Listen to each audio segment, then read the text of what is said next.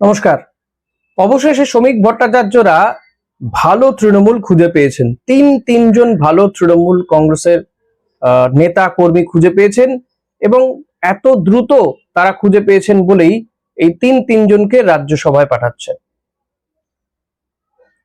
আজকে এই বিষয় নিয়ে আলোচনা করব যে রাজ্যসভায় তৃণমূলকে ভাঙিয়ে আবার সেই নেতাদেরকেই রাজ্যসভাতে পাঠাচ্ছেন শ্রমিক ভট্টাচার্য, শুভেন্দু অধিকারীরা। কিন্তু এতে কোথাও গিয়ে কি বঞ্চনার শিকার হচ্ছেন না বিজেপি কর্মী সমর্থকরা, যারা দিনের পর দিন বিজেপির পতাকাটা বহন করে বেরিয়েছেন, পার্টি অফিস খুলে বসেছেন, জেলায় জেলায় গিয়েছেন, বুথে বুথে গিয়েছেন, বুথ এজেন্ট হয়ে বসেছেন, মার খেয়েছেন তৃণমূল কর্মী সমর্থকদের হাতে। তারা কি দোষ করলেন?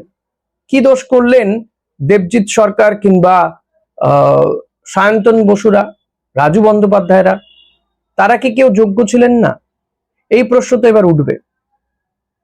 দেখুন, আমরা দেখেছিলাম যে তৃণমূল কংগ্রেস হেরে যাওয়ার পরেই বিবেক জাগ্রত হয়েছিল সুখেন্দু শেখর রায়ের মতন মানুষের, এবং তিনি পদত্যাগ করেছিলেন। মন্দের ভালো এটাই যে তিনি অন্তত সাংসদ পদে থেকেই অন্য দলে চলে যাননি, যেমনটা ঋতব্রত বন্দ্যোপাধ্যায় কিংবা কাকলি ঘোষ দস্তিদার সুদীপ বন্দ্যোপাধ্যায়রা করেছেন।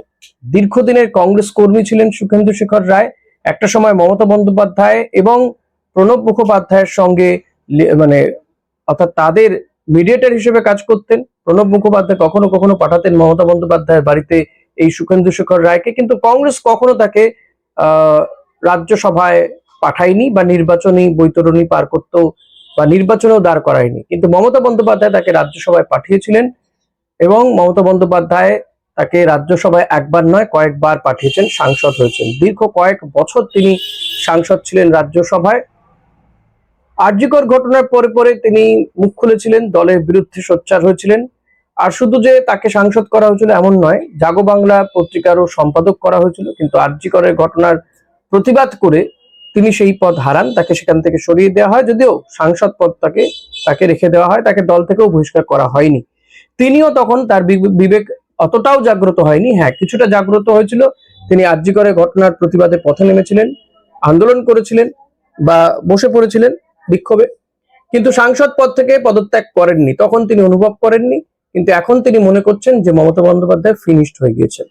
তাই তিনি তৃণমূল কংগ্রেস ছেড়ে দেন 4 তারিখে ফল ঘোষণার পরে এবং তিনি বিজেপিতে যোগদান করলেন। তারই সঙ্গে যোগদান করেছেন সুস্মিতা দেব এবং প্রকাশ চিক বড়াইক। অসমের রাজনীতিতে সুস্মিতা দেবের বাবার বড় ভূমিকা ছিল, কিন্তু তার বাবা চলে যাওয়ার পরে তার রাজনৈতিক পরিচিতি কতটা, কংগ্রেস তাকে কতটা কি সুযোগ দিয়েছে সেটা তিনিও জানেন। তাই তিনি মমতা বন্দ্যোপাধ্যায়ের শরণাপন্ন হন এবং মমতা বন্দ্যোপাধ্যায় কংগ্রেসে থেকে তাকে নিয়ে এসে তাকে একটা পদ দেন, অসমে যাতে তৃণমূল কংগ্রেস বাড়তে পারে সেই চেষ্টা করেন তার মাধ্যমে। যদিও তৃণমূল অসমে কতটা বৃদ্ধি পেয়েছে জানা নেই, কিন্তু সুস্মিতা দেবের বৃদ্ধি হয়েছিল। তিনি রাজ্যসভায় গিয়েছিলেন, সাংসদ হয়েছিলেন, মমতা বন্দ্যোপাধ্যায় তাকে পাঠিয়েছিলেন। কিন্তু তারপর তিনিও ভোটের পরে মনে করলেন যে তৃণমূল কংগ্রেসের প্রচুর দুর্নীতি হয়েছে। রেজাল্টের পরে 2-4 দিন পরেই তিনি অসমের হেমন্ত বিশ্ব শর্মার সঙ্গে বৈঠক করলেন, যদিও সেটা বললেন সৌজন্য সাক্ষাৎ, এবং তিনি অবশেষে শ্রমিক ভট্টাচার্যের হাত ধরে তিনি বিজেপিতে যোগদান করেছেন, ভালো তৃণমূল হয়ে যোগদান করেছেন। প্রকাশ চিক বড়াইক, তাকেও কিন্তু তৃণমূল কংগ্রেস ভোটে দাঁড় করিয়েছিল, ভোটে তিনি জিততে পারেননি, কিন্তু রাজ্যসভায় তাকে পাঠিয়ে দেওয়া হয়েছিল। এই আদিবাসী মুখকে তৃণমূল কংগ্রেস তুলে নিয়ে এসেছিল। অভিষেক বন্দ্যোপাধ্যায়ের ঘনিষ্ঠ ছিলেন, অভিষেক বন্দ্যোপাধ্যায় তাকে জেলার দায়িত্ব দিয়েছেন, লোকসভা নির্বাচনে প্রার্থী করেছিলেন তাকে। তিনি লোকসভা নির্বাচনে পরাজিত হওয়ার পরে তাকে সংসদে পাঠিয়ে দেন, রাজ্যসভায় পাঠিয়ে দেন, পুরস্কার হিসেবে তাকে পাঠিয়ে দেওয়া হয়েছিল। কিন্তু সেই প্রকাশ চিক বড়াইক মাত্র কয়েকদিনের মধ্যেই তিনি তার ভুল বদল করলেন এবং তিনি মুখ্যমন্ত্রীর সঙ্গে থাকতে চান, মুখ্যমন্ত্রী ভালো কাজের শরিক হতে চান, উন্নয়নের সঙ্গে তারা সবসময় থাকতে চান। সেটা মমতা বন্দ্যোপাধ্যায়ের পরিবর্তে শুভেন্দু অধিকারী। তো কি হয়েছে? কিন্তু এই প্রকাশ চিক বড়াইক সম্পর্কে সুকান্ত মজুমদার কি বলে বেড়াচ্ছিলেন মনে আছে কি? শুনুন একবার। যেটা করছো সেটা করো, তুমি সন্ধ্যেবেলায় গরু পাচার করো, কোনো অসুবিধা নেই বাবা প্রকাশ, তুমি সন্ধ্যেবেলা ওটা চালিয়ে যাও। তুমি বালি পাচার করো, তুমি চালিয়ে যাও। আর আপনারা কি করবেন, আপনার ডায়েরিতে হিসাব করুন বেটা কত কামাচ্ছে, যত কামাবে তার 10 গুণ পেটে পাড়া দিয়ে বের করে জনগণের মধ্যে আমরা ডিস্ট্রিবিউট করে দেব, জনগণকে দেব। সেই জন্য এদের রাখা যাবে না। এই প্রকাশ সিং বাড়াই ঘোক এর কাজই হচ্ছে ভাইপোর হয়ে গরু পাচার করা আর ভাইপোকে টাকা সাপ্লাই করা। ভাইপোর কাছে টাকা পাঠানো ছাড়া এর কোনো কাজ নেই। আর যতদিন টাকা পাঠাতে পারবে ততদিন রাজ্যসভা থাকবে, জেলা সভাপতির পদ থাকবে। শুনলেন তো সুকান্ত মজুমদারের এই বক্তব্যের পরেও এখন প্রকাশ সিং বড়াই তিনি এই সমস্ত পাচার টাচার করে কাকে টাকাটা দেবেন সেটা নিশ্চয়ই তিনি খুঁজে নিয়েছেন। অভিষেক বন্দ্যোপাধ্যায়কে ছাড়া অন্য কাউকে হয়তো দেবেন, এটা সেই আন্ডারস্ট্যান্ডিং নিশ্চয়ই বিজেপির সঙ্গে হয়ে গিয়েছে। কিন্তু এই যে রাতারাতি তৃণমূল কংগ্রেস ছেড়ে বিজেপিতে এলেই তাকে পদ দিয়ে দেওয়া হলো, ঠিক যেমনটা তৃণমূল কংগ্রেসের ক্ষেত্রেও হতো। আমরা দেখেছি যে বিজেপি ছেড়ে কংগ্রেস ছেড়ে এলেই তাকে রাতারাতি একেবারে শীর্ষ পদে বসিয়ে দেওয়া হতো। বিজেপিও ঠিক সেই পথে হাঁটতে চলেছে। রাজ্যসভায় যাওয়ার মতন কি বিজেপিতে আর কোনো যোগ্য নেতা ছিল না? তারা তো ভোটে জিতে এসছেন, মানুষের রায় তারা সরকার গঠন করেছেন, তাদের কর্মীরা সমর্থকরা নেতারা খাটাখাটনি করেছেন, দীর্ঘদিন ধরে বিজেপি পতাকাটা বয়ে বেড়াচ্ছেন রাজু বন্দ্যোপাধ্যায় কিংবা সায়ন্তন বসুরা, দেবজিৎ সরকাররা। কিন্তু তারা কেউ যোগ্য হলেন না। যোগ্য হলেন তৃণমূল ছেড়ে আসা ভালো তৃণমূল এই 3 জন। যাক, অবশেষে শ্রমিক ভট্টাচার্যরা তিনজন রত্ন তৃণমূলকে খুঁজে পেয়েছেন এবং তাকে রাজ্যসভায় তারা পাঠাচ্ছেন। কিন্তু কেন বঞ্চিত হলো বিজেপির লোকজন, বিজেপির নেতারা?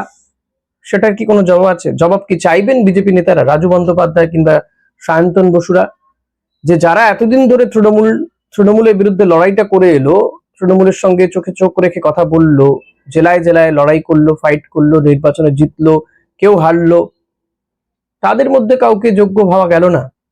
কেন তৃণমূল ছেড়ে আসাই? এবং মজার ব্যাপার দেখুন যে রাজ্যসভাতেই ছিলেন, দল বদল করলেন কখন না, দল যখন হেরে গেল পরে তারাও ইস্তফা দিলেন এবং তারা আবার চলে গেলেন রাজ্যসভাতেই। তাদের মেয়াদটা বরং আরো বেড়ে গেল এবং তারা খুব স্বাভাবিকভাবেই বিজেপি যখন বিল আনবে বিজেপিকেই সমর্থন করবেন। এটুকু তারা ভদ্রতা দেখিয়েছেন যে তারা ইস্তফাটা দিয়ে দিয়েছেন। এটাই পার্থক্য কাকলি ঘোষ দস্তিদার, সুদীপ বন্দ্যোপাধ্যায়, শতাব্দী রায়দের সঙ্গে এই প্রকাশ সিং বড়াইকদের পার্থক্য বোধহয় এইখানেই, আর কিছু নেই। বাকি জামাটা বদল হয়েইছে, এইভাবেই জামা বদল হয়েছে।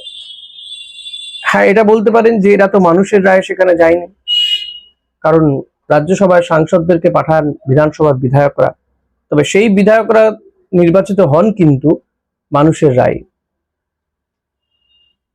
এবং বিনা প্রতিদ্বন্দ্বিতায় এরা যে জিতে রাজ্যসভাতে নির্বাচিত সাংসদ হয়ে যাবেন সেটার বলার অপেক্ষা রাখে না, কারণ বিজেপির যে নাম্বার রয়েছে তাতে এরা খুব স্বাভাবিকভাবেই চলে যাবেন এই 3 জন। তৃণমূল কংগ্রেস কোনো প্রার্থী দেবে না, কারণ তাদের সেই মূরতটাই নেই আর। ফলত তৃণমূল কংগ্রেসে থাকা নেতা কর্মীরাই আবার রাজ্যসভায় যাচ্ছেন, শুধু জার্সিটা বদল হয়ে যাচ্ছে। এই জন্য একেবারে মোহনবাগান ইস্ট বেঙ্গলের মতন ব্যাপার।